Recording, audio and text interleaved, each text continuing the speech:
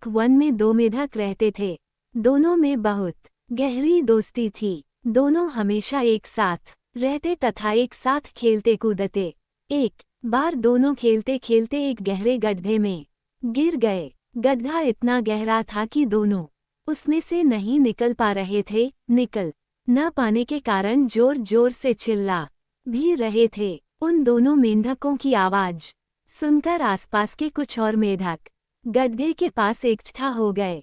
उन दोनों को देख सभी मेढक बोलने लगे, तुम दोनों अब इस गड्ढे से कभी बाहर नहीं निकल सकते क्योंकि गड्ढा बहुत गहरा है। इसलिए तुम दोनों निकलने का प्रयास भी मत करो। हम लोग आपको ऊपर से ही कुछ खाने पीने के लिए दे दिया करेंगे। सभी मेढकों की बातें सुन पहले वाला मेढक ये सोचने लगा कि मेरा अंतिम समय आ गया है।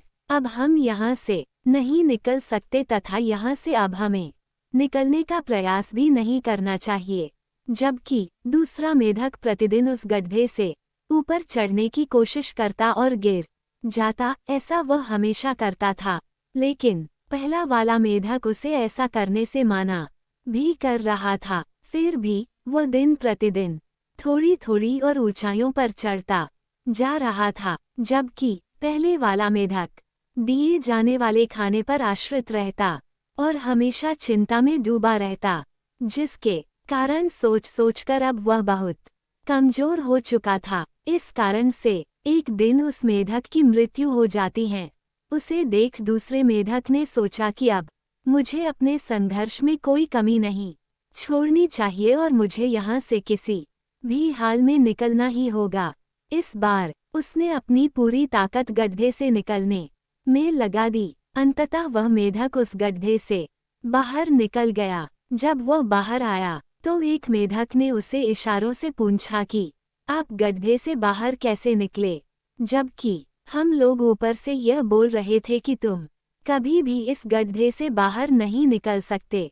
उस मेढक ने इशारों से समझाते हुए कहा कि आप लोग जब हमें ऊपर से बता रहे थे तब मुझे लगा कि आप लोग गड्ढे से निकलने के लिए हमें प्रोत्साहित कर रहे हैं, क्योंकि मुझे सुनाई नहीं देता है।